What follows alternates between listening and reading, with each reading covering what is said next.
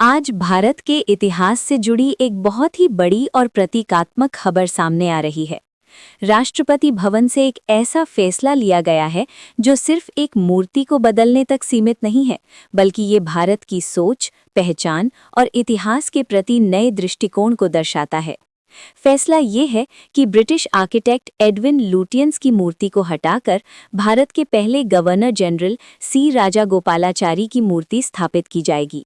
ये बदलाव राष्ट्रपति भवन के परिसर में किया जाएगा, जो देश के सबसे महत्वपूर्ण राष्ट्रीय स्थलों में से एक माना जाता है। ये वही स्थल है जहां से भारत के राष्ट्रीय निर्णय लिए जाते हैं और जहां देश का राष्ट्रपति निवास करता है। ऐसे में यहाँ किसी भी प्रतीक का होना या ना होना एक गहरा अर्थ रखता है। सबसे पहले बात करते हैं एडविन लुटियंस के बारे में।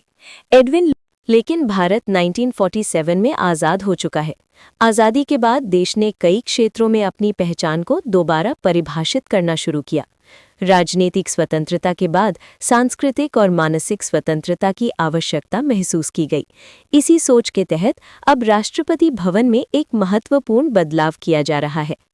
अब बात करते हैं सी राजगोपालाचारी के बारे में। सी राजगोपालाचारी भारत के पहले और आखिरी भारतीय गवर्नर जनरल थे। जब भारत आज़ाद हुआ तो कुछ समय तक ब्रिटिश गवर्नर जनरल भारत में बने रहे, लेकिन बाद में राजगोपालाचारी को इस पद पर नियुक्त किया गया। ये भारत के इतिहास में एक बहुत बड़ा कदम था, क्योंकि पहली बार किसी भारतीय ने इस उच्च पद को संभाला था। राजगोपालाचारी सिर्फ एक राजनेता ही नहीं, बल्कि एक स्वतंत्रता सेनानी, विद्वान और समाज सुधारक भी थे। उन्होंने महात्मा गांधी के साथ मिलकर आज़ादी की लड़ाई में योगदान दिया और देश के विकास में महत्वपूर्ण भूमिका निभाई। उनका जीवन और उनकी उपलब्धियां भारत के राष्ट्रीय गौरव का प्रतीक हैं। राष्ट्रपति भवन में उनकी मूर्ति स्थापित करना एक प्रतीकात्मक कदम है, जो ये दर्शाता है कि भारत अब अपने इतिहास को नए दृष्टिकोण से देख रहा है। ये फैसला देश की पोस्ट कॉलोनियल लेगेसी को हाईलाइट करता है, जिसका मतलब है कि भारत अब अपने कॉलोनियल इतिहास से आगे बढ़कर अपनी स्वतंत्रता और अपनी पहचान को प्राथमिकता दे रहा है। इस बदलाव को कई लोग भारत की डीकॉलोनाइजेशन प्रक्रिया का एक हिस्सा भी मान रहे हैं। डीकॉलोनाइजेशन का अर्थ है कॉलोनियल प्रभाव को धीरे धीरे कम करना और अपने राष्ट्रीय मूल्यों को स्थापित करना। ये प्रक्रिया सिर्फ राजनीति तक सीमित नहीं होती, बल्कि संस्कृति, शिक्षा, कला और प्रतीकों में भी देखी जा सकती है। मूर्तियों का अपना एक अलग महत्व होता है। ये सिर्फ पत्थर या धातु की बनी संरचना नहीं होती, बल्कि ये इतिहास और स्मृतियों का प्रतीक होती है। किसी भी मूर्ति का किसी राष्ट्रीय स्थल पर होना ये बताता है कि देश किन व्यक्तियों को सम्मान और महत्व देता है। एडविन लुटियंस की मूर्ति का होना ब्रिटिश काल के प्रभाव को दर्शाता था, जबकि राजगोपालाचारी की मूर्ति का स्थापित होना भारत की स्वतंत्रता और राष्ट्रीय गौरव को दर्शाता है। इस फैसले के बाद देश भर में इस विषय पर चर्चा शुरू हो गई है। कुछ लोग इसे एक सकारात्मक कदम मान रहे हैं, जो भारत के इतिहास को नए रूप में प्रस्तुत करेगा, जबकि कुछ लोगों का कहना है कि इतिहास को मिटाया नहीं जाना चाहिए, बल्कि उसे समझा जाना चाहिए।